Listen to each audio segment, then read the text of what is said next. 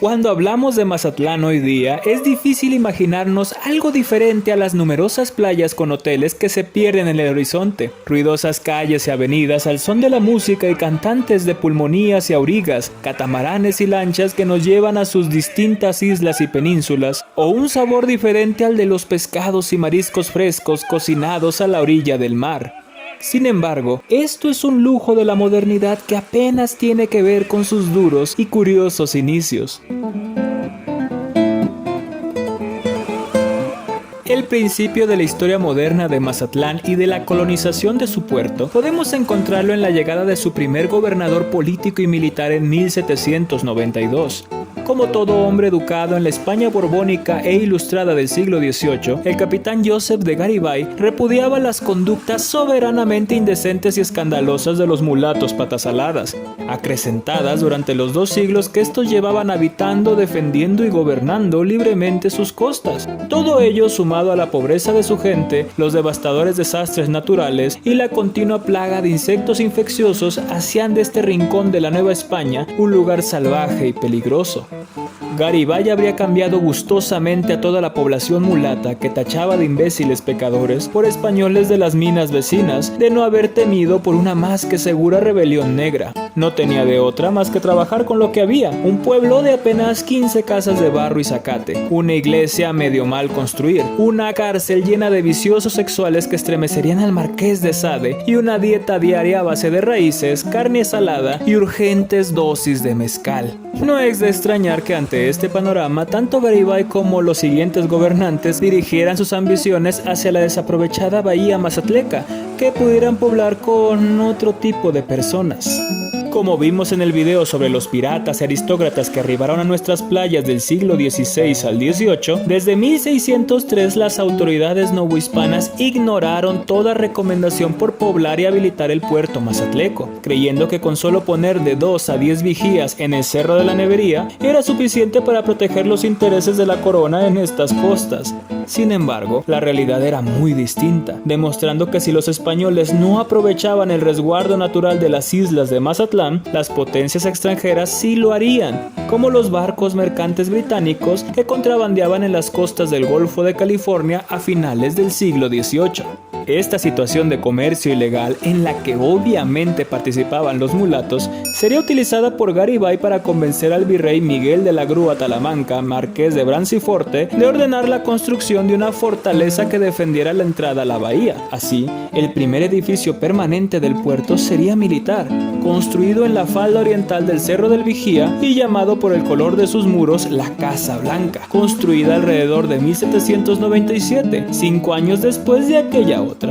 Con ello, sin fecha de fundación ni nombre oficial, la playa mazatleca comenzará a ser habitada por toda clase de gente, desde los vecinos mulatos hasta personajes venidos del otro lado del océano. El nombre de uno de ellos quedará para la leyenda como el primer habitante civil de Mazatlán, José María Canizales, que junto a sus 2 hijas y su esposa Petra Zamudio, construyó su casa de adobe sobre la futura calle principal del puerto, hoy Belisario Domínguez, en aquel temprano 1806, más o menos al mismo tiempo en que el actual Puerto Viejo comienza a ser llamado Puerto de San Félix, desde donde, muy a pesar de Garibay, el contrabando de mercancías sacadas de las minas sinaloenses prosperó con mucha mayor comodidad,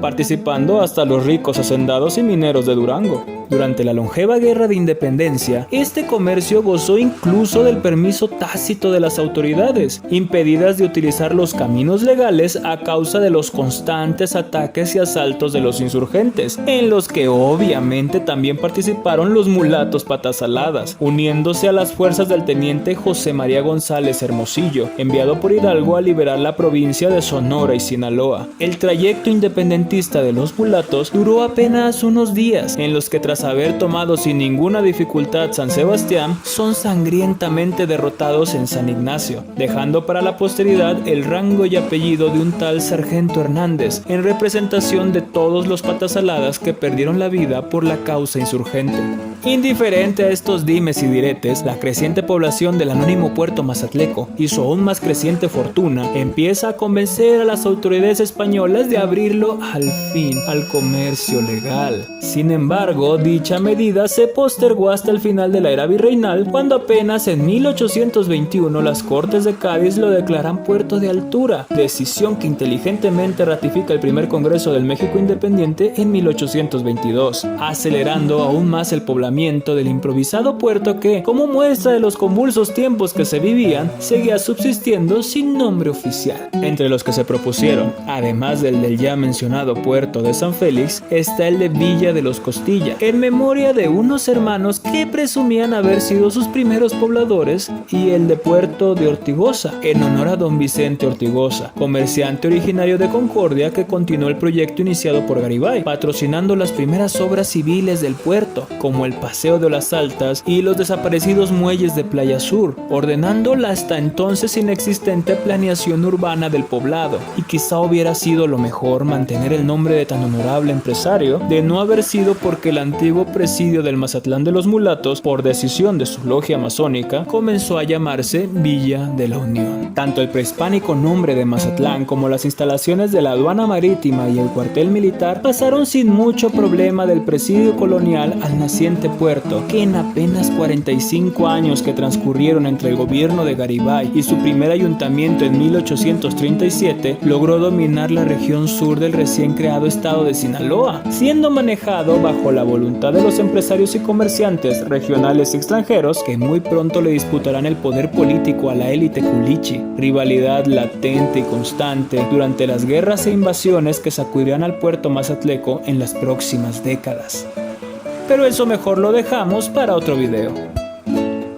Si te ha gustado este breve repaso por los curiosos inicios del puerto mazatleco, no olvides hacérmelo saber dando un like al video y compartiendo tus opiniones al respecto. ¿Sabías que hubo héroes patas aladas en la Guerra de Independencia? ¿O que Mazatlán fue apenas uno de los nombres que se propusieron para el puerto? ¿Crees que las raíces con carne salada pueda ser llamado de nuevo el platillo tradicional mazatleco? Muchas gracias por tu visita. Te espero para la próxima, donde descubramos juntos el pasado de nuestro bello puerto.